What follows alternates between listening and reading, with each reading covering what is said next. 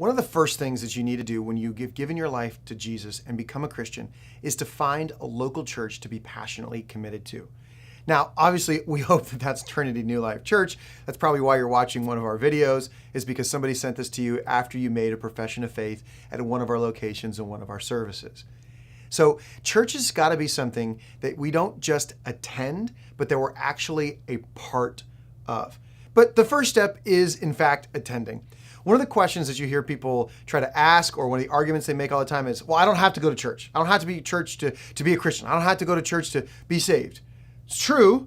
It's true. I'm not sure why you're so aggressive about that. Actually, I know why you might be that aggressive about it. It's because you want to maintain your independence. You want to maintain your autonomy. But you gave your life to Jesus. There was built into that the idea that you are giving up your independence, giving up your autonomy, and giving it to God. From the very first moment that the first disciples were called to follow Jesus in the New Testament, he didn't just call them to follow him individually. He called them to follow him as a group. He called them to follow him as a family. Too often we view church as a spiritual experience to consume and not a spiritual family to be a part of and to engage in. So I don't think that the local church makes you a Christian. I don't think it gets you saved. But I think it is incredibly, incredibly difficult to grow to the fullness of who God has called you to be without being a passionately committed part of a local church. I think you go to church on a regular, frequent basis, read more than once a month, so that you can grow in your relationship with God. It's important to read your Bible, to pray, to worship on all the other days of the week and on Sunday morning. But there is something different when the people of God gather together. There's a different environment created. There's a different feel in the room. It does something different to your heart and to your life when you're in those moments. That's why the author of Hebrews says, don't give up meeting together as some are in the habit of doing. So coming to church on a regular basis allows you to grow closer in your relationship with God.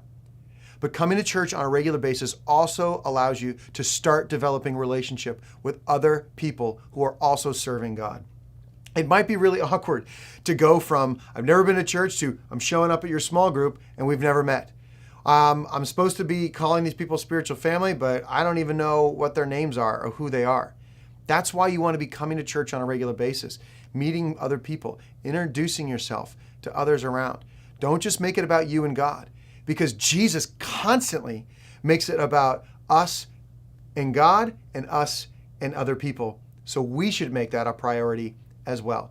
So we're coming to grow closer to God, grow closer to others, and then to become more like Jesus in taking the posture of servants rather than those who are being served. So many times people are hesitant to serve in churches because, again, they like their autonomy and they like their independence. But Jesus said in Matthew 20, verse 26, I have not come to be served, but to serve. If you want to grow closer to and more like Jesus, service is one of the best ways to be able to do that. And an easy place to begin doing that from a Christian perspective is within your local church. So, no, coming to church doesn't make you a Christian and it doesn't get you saved. But if there is a resistance to coming to church and being a part of it, I would wonder how much resistance we have to allowing God full reign over our whole lives. Because there are infinitely more benefits to being a part of the local church than challenges and obstacles to overcome. No local church is perfect. No leadership structure is perfect and doesn't make mistakes. Don't look for that.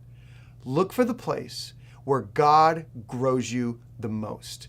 Engage with the local church so that you can continue to engage with God and engage with others.